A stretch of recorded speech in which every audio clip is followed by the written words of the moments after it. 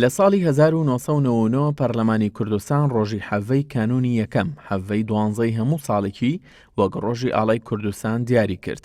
دیاریکردنی ئەو ڕۆژە بەهۆی هەڵکردنی ئەو ئاڵایە بوو لە ڕۆژی حەڤەی 12/1946 لە شاری مەهاباد کە مانگێک بەر لە ڕاگەاندنی کۆماری کوردستان کە لە شاری مەهاباد لە ڕۆژهەڵاتی کوردستان ڕاگەاندرا و پێشەوا قازی محەممەد بە یەکەم سەرۆک کۆماری کوردستان دیاریکرا.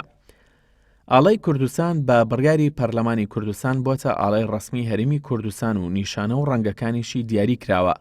هەروەک لە بڕگەکەدا هاتووە، ئاڵای کوردستان لاکێشەیە و پانیەکەی دوو لە سەرسەی درێژەکەیەتی و دابەش کراوە بەسەر سێ لاکێشەی یەکسان. لاکێشەی سەرەوە ڕەنگی سوورە و هێمایە بۆ شەهیدانی بزاوی ڕزگاریخوازی کوردستان. لاکێشەی ناوەڕاست پیە و هێمایە بۆ ئاشتیخوازی گەلی کوردستان و ئازادی و لێبوردن.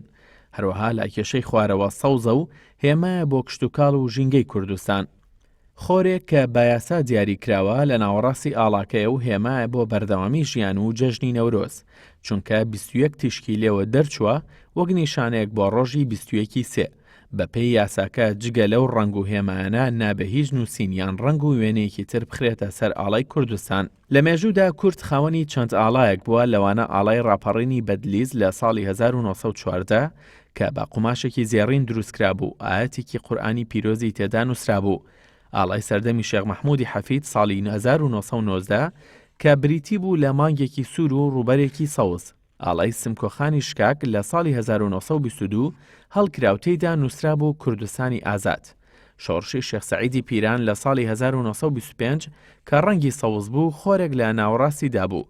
لە سەردەمی کۆماری کوردستان لە مەهاباد لە گۆڕەپانی چوارچرا یەکەمین ئاڵای یەکگرتووی کوردستان هەڵکرا.